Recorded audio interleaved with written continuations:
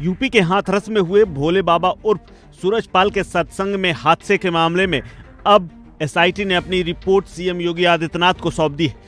भगदड़ मचने से 122 लोगों से ज्यादा की जान चली गई। वहीं कई लोग अभी भी अस्पताल में भर्ती हैं। इसके अलावा सत्संग स्थल पर 50,000 से ज्यादा लोगों की भीड़ जमा हो गई थी और जब सत्संग खत्म हुआ उसके बाद निकलते ही ये भगदड़ हुई थी। इस भगदड़ को लेकर के योगी आदित्यनाथ ने 24 घंटे के अंदर रिपोर्ट मांगी थी। अब एसआईटी की रिपोर्ट आ गई। मुख्यमंत्री के 5 कालिदास मार्ग पर पुलिस महानिदेशक प्रशांत कुमार और मुख्य सचिव मनोज कुमार सिंह ने उनसे मुलाकात की और भगदड़ के मामले की रिपोर्ट सौंपी है।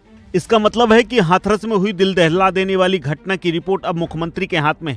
माना जा रहा है कि 15 पन्नों वाली ये विस्तृत रिपोर्ट में कई खुलासे हैं और कई दावे भी हैं। इस रिपोर्ट में राजनीतिक साजिश की तरफ भी इशारा किया गया है। कुछ स्थानीय नेताओं की भूमिका पर सवाल खड़े हुए हैं, साथ ही सेवादारों की भूमिका पर सवाल हैं। आयोजकों की भूमिका पर भी सवाल खड़ा किया गया है। रिपोर्ट में बाबा की सभा में संख्या का अनुमान नहीं लगा पाने वाले वहां तैनात अधिकारियों और कर्मचारियों पर भी सवाल खड़े हो गए।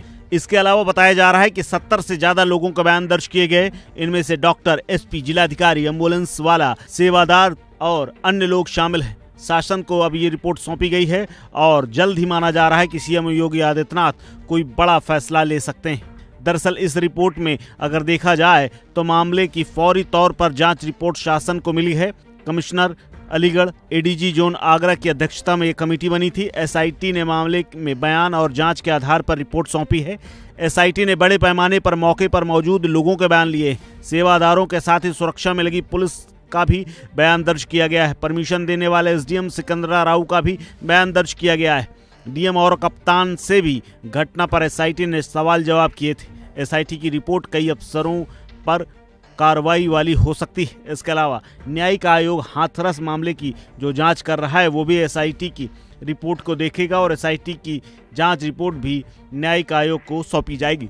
आपको बता दें कि यूपी के हाथरस में भगदड़ को लेकर के सुप्रीम कोर्ट और हाई कोर्ट में भी जनहित याचिकाएं दाखिल हो चुकी हैं और 8 जुलाई को इनमें सुनवाई होनी है। याचिकाकर्ता वकील विशाल तिवारी ने सुप्रीम कोर्ट के मुख्य न्यायाधीश को पत्र लिखकर इस मामले पर जल्द सुनवाई करने की मांग की। याचिका में 5 सदस्यीय एक्सपर्ट कमेटी से सुप्रीम कोर्ट के रिटायर जजों की निगरानी में जांच कराने की मांग की गई। साथ ही याचिका में घटना के लिए जिम्मेदार लोगों और अधिकारियों के खिलाफ कानूनी कार्रवाई किए जाने की भी बात कही गई है। याचिका में ऐसे समारोहों के आयोजन को लेकर के एक नई गाइडलाइन और एसओपी की भी बात कही गई है। लेकिन अब देखना है कि एसआईटी रिपोर्ट आने के बाद सीएम योगी आदित्यनाथ क्या फैसला लेते हैं, क्योंकि अब तक किसी भी व्यक्ति पर कोई कार्रवाई नहीं हुई है। सिर्फ और सिर्फ 6 लोगों की, जिनमें से ज्यादातर आयोजक हैं, उनकी गिरफ्तारी हुई है। इनमें 2 महिलाएं भी शामिल हैं। इस खबर में फिलहाल इतना ही। अपडेट्स के लिए बने रहिए वन इंडिया हिंदी के साथ।